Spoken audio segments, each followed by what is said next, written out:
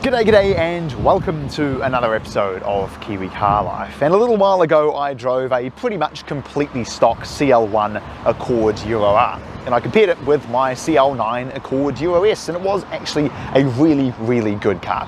Let down a little bit perhaps by the more 90s interior when compared with the newer Accord Euros, but the outside looked fantastic.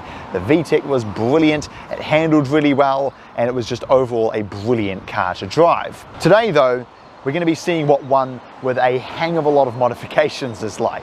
In the front it has a lip kit and the typical CL1 front end, which looks absolutely fantastic on these. I love the wide body fender flares that they just sort of tacked on the outside. Compared with the CL7, this one here definitely has that more 90s boxy performance sedan look. And the lip kit continues all the way around the side and to the back, which looks absolutely fantastic. It is just a very aggressive looking example, shall we say. The engine that these CL1 Euro Rs normally come with is an H22A. It makes about 162 kilowatt and sort of 215 Newton meters of torque, very similar to the amount of power that the newer K20A has. However, one look under here will tell you that this is far from stock. It has a fully forged bottom end, it's got a completely redone top end as well with, I'm told, stage 5 cams. That's the first time I've even heard stage 5 anything, let alone camshafts. It's got obviously headers, an intake manifold, a cold air intake over there, and a full exhaust system. The total power output, I'm told, is 300 horsepower and 302 Newton meters of torque at the engine. At the wheels it's probably more like 260, which for a naturally aspirated engine is absolutely monstrous. It's still going through the standard CL1 5-speed manual transmission to the front wheels with a limited slip differential, and when we take this thing for a drive, it's going to be really interesting to see what an H22 making that much power from a naturally aspirated engine is like. Cool. Oh, great. Driving the CL1 Euro R.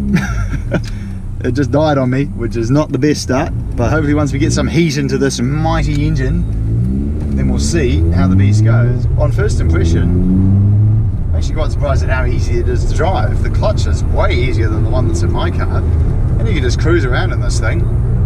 It's actually really nice. However, what you guys really want to see is what happens when you put your foot down, and oh gee, I don't really know what to expect, but let's just give it some beans and see what happens.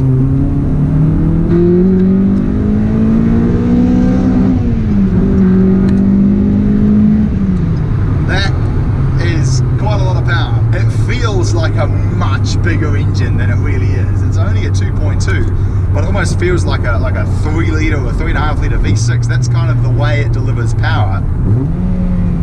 Oh, the VTEC. It's certainly potent, man. It is a very responsive and extremely powerful engine.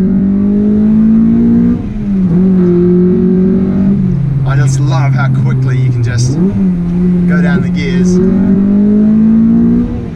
The handling is so good on these, eh? But overall, man, this is actually a really fun car to drive.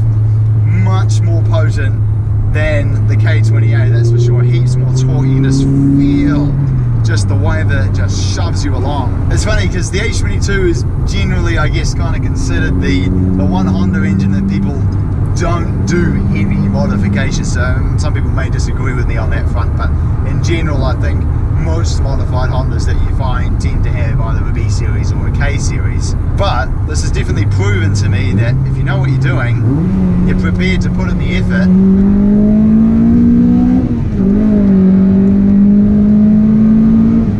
the H series is still a very formidable power plant, and I just love the sound.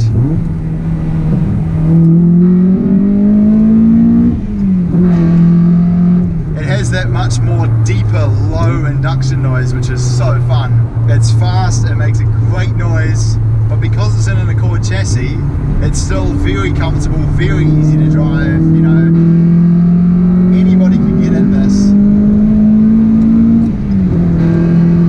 and have no troubles whatsoever. Oh, the backfires. It handles well, it rides well. very easy to drive, great manual gear change, fantastic clutch operation. So there we go. Thanks very much for watching this episode of Kiwi Car Life. I hope you enjoyed it. I certainly have. This is a fantastic car, and if you've got a CL1 and you're prepared to put in the effort to do a substantial level of modifications like this, it'll be absolutely worth it.